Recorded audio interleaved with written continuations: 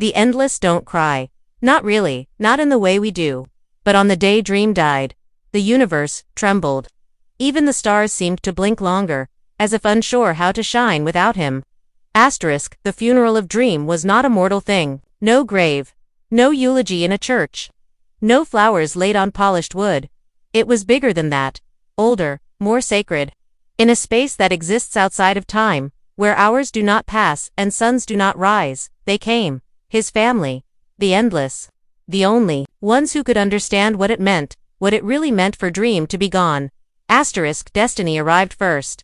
Always first. He walked slowly, calmly, dragging a chain that was not attached to anything visible. In his hands, he held the great book. The one that contains everything that has happened, is happening, and will happen. He did not look up. He did not cry. He did not speak. But as he opened the book to a page written long before the universe was born, the wind stopped. Even the dust in that endless realm refused to move. Destiny stood alone at the center of it all, waiting. He had known this day would come. He had known it before even Dream himself had. Then came death. She was not smiling, not today. Her eyes were quiet, deep, heavy. She walked across the sand barefoot, and for the first time in forever, her steps made no sound. In her hands, she carried Dream's helm, the strange, bone-like mask that once rested on her brother's face. She pressed it to her chest as if it were a child, fragile and beloved. She did not speak either. She did not have to. Death knows the words people need. But for Dream, she had none, because no words would be enough. Next came desire. Desire didn't walk. Desire appeared. One moment they weren't there, and then they were, leaning casually against an invisible wall that no one else could see. Always beautiful, always dangerous, always impossible to truly know.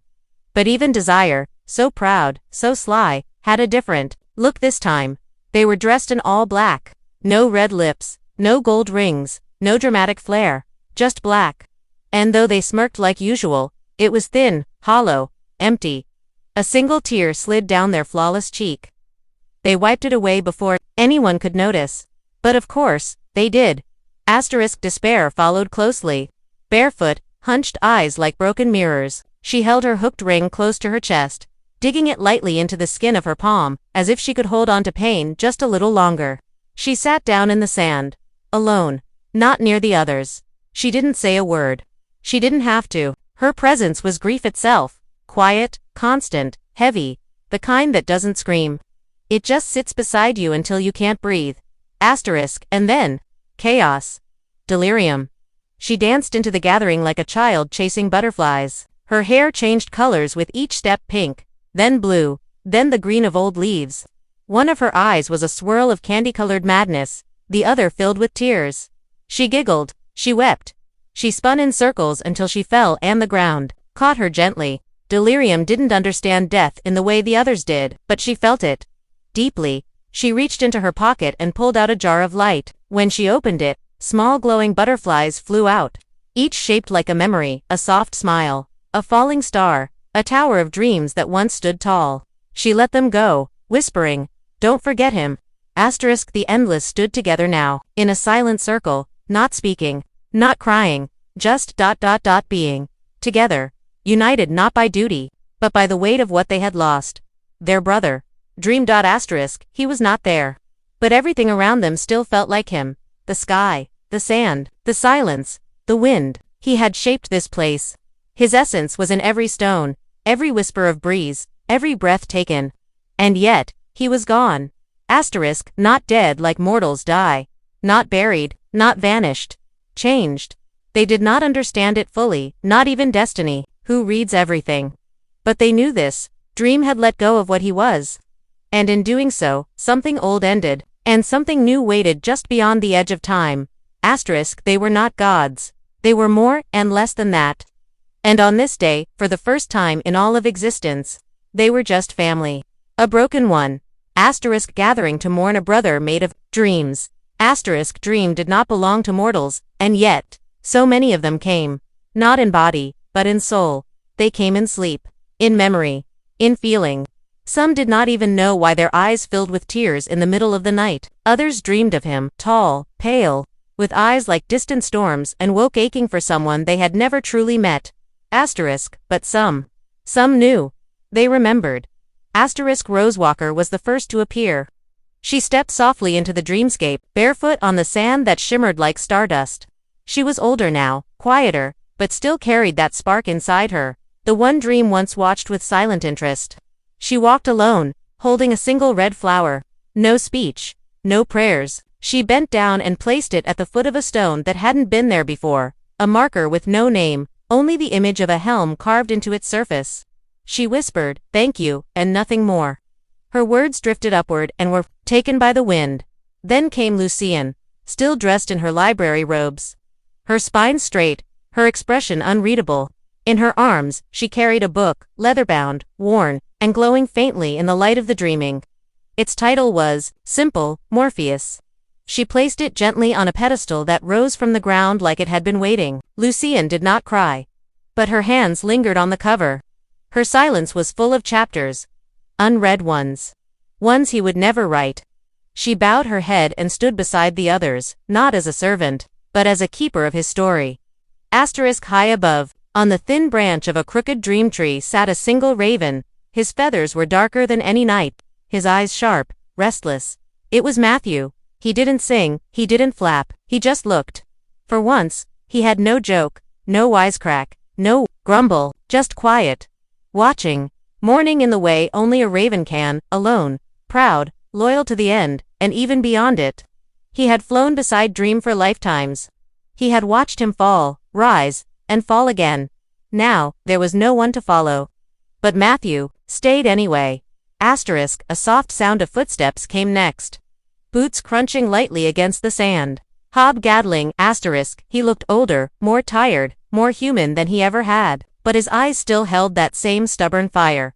The one Dream had seen centuries ago when Hob refused to die.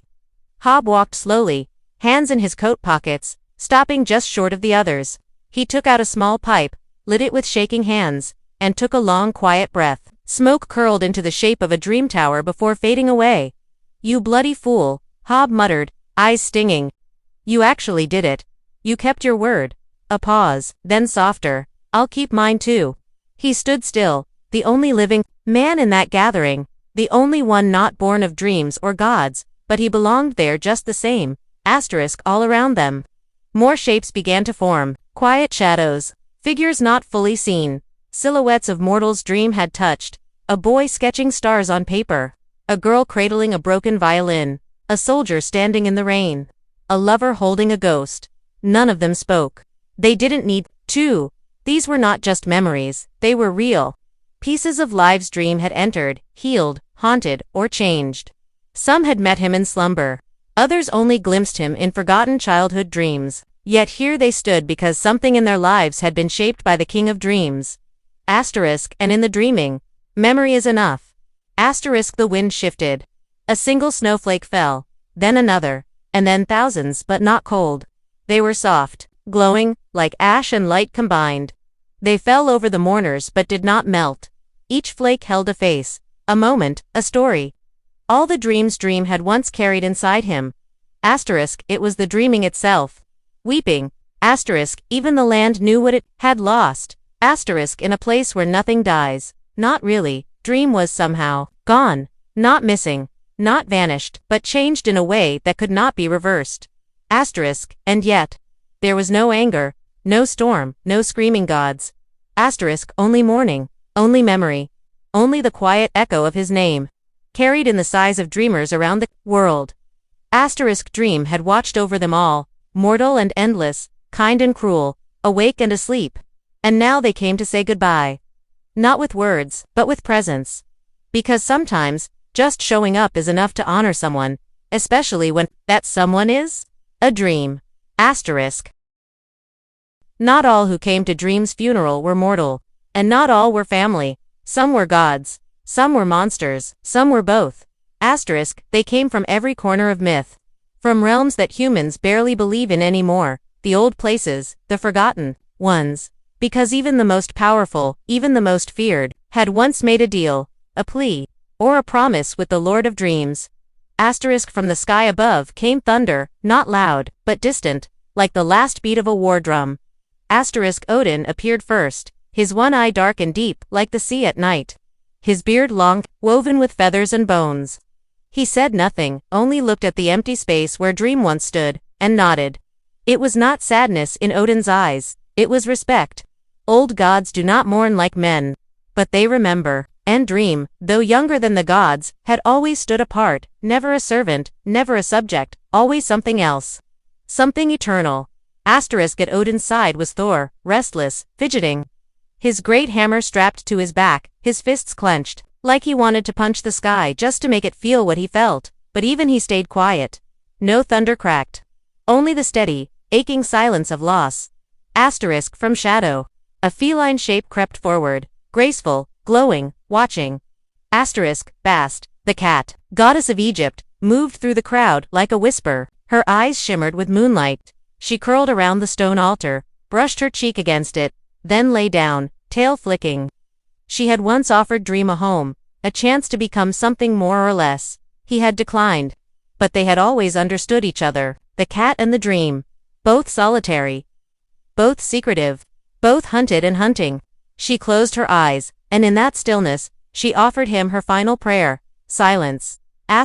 Then came the rustling of leaves. The smell of spring and rot all at once. Titania, queen of fairy. She stepped barefoot on the sand. Her long gown trailing mist, flowers blooming and dying in her wake. Her wings were heavy, low to the ground. She looked tired, the kind of tired that no magic could heal. She had once loved him, or believed she had. Dream had walked her forests, danced in her courts, and turned away from her kiss. She did not weep now, but her hands trembled as she reached into her robe and pulled out a ring. A silver one, thin and light. She placed it on the sand without a word. A gift never accepted. A love never returned. A goodbye long overdue. In the distance, shadows thickened, and the air grew cold. The wind changed. Two figures stood at the edge of the dream. Hades, and Persephone, he, tall, quiet, a king of stillness, she, radiant but dimmed, like sunlight beneath water. They watched from afar, making no move to enter. After all, they ruled the dead, and Dream was not truly dead. Not in the way their kingdom understood it, but they came anyway. Out of courtesy, out of kinship, out of history. Hades held a coin in his hand, one from Dream's realm, and tossed it into the darkness behind him. A symbol, a gesture. Payment for a journey Dream had taken without a guide. And then, from above, where the sky cracked with red light, Lucifer Morningstar stepped forward. No wings. No flames. Just presence. Lucifer did not bow. Did not speak. He simply stood at the edge of the circle, arms crossed, head tilted. He had known Dream long, long ago, as a rival, as a guest, as something close to a friend. Their last conversation had been a puzzle, a promise, and a warning all at once. Now, Lucifer looked down at the sand, then up at the stars. Typical, he muttered, always with the grand exits.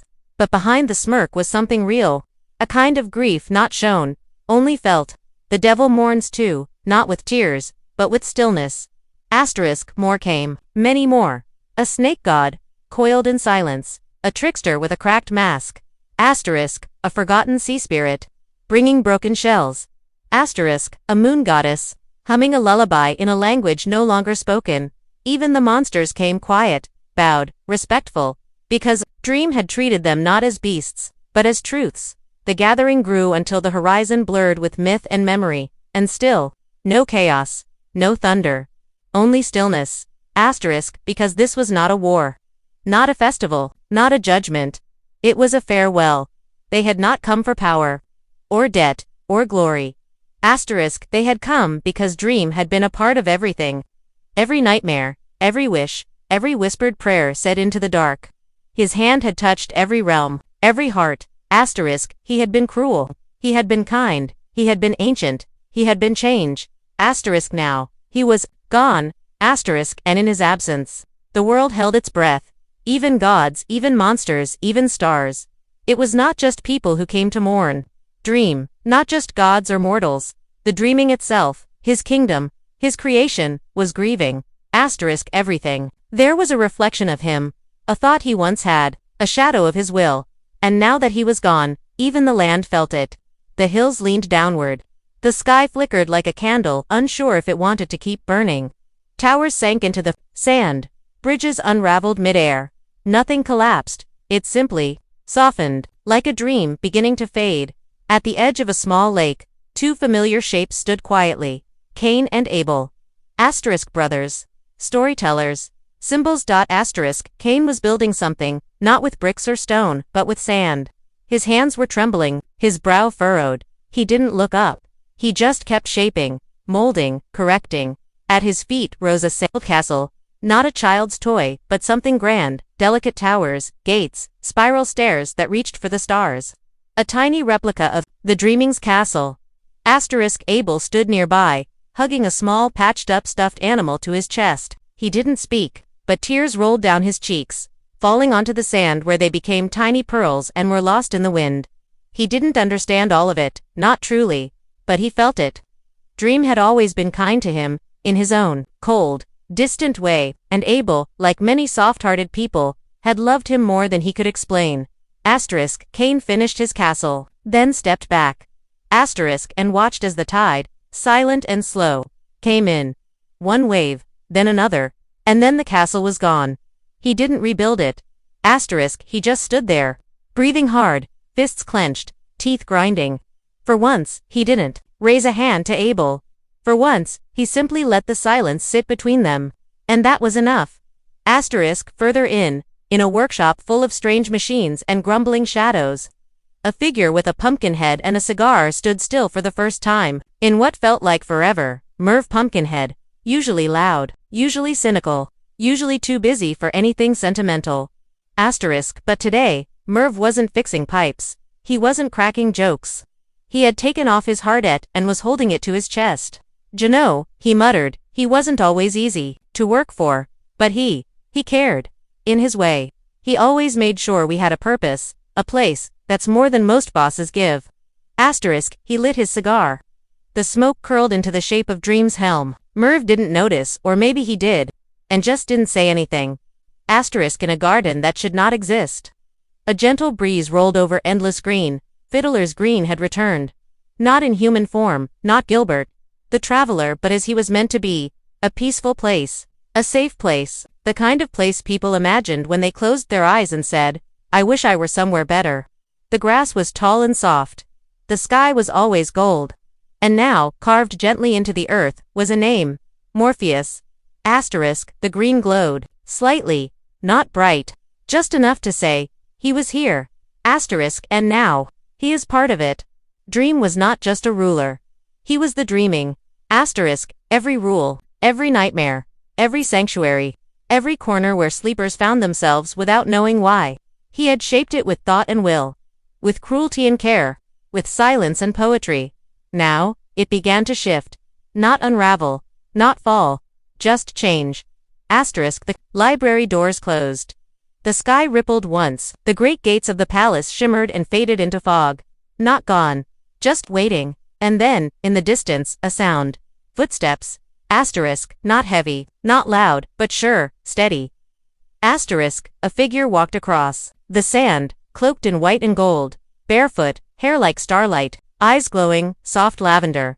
In one hand, he carried the helm. Not worn yet, just held. With reverence, with caution. This was not the Dream who had died. This was Daniel, the new Dream, not a copy. Not a replacement. Asterisk something new. Asterisk. He paused, where his predecessor once stood, looked out over the gathered mourners, over the melting towers, over the fading stars. He said nothing, but the dreaming stirred, not in sadness. In welcome, it remembered him.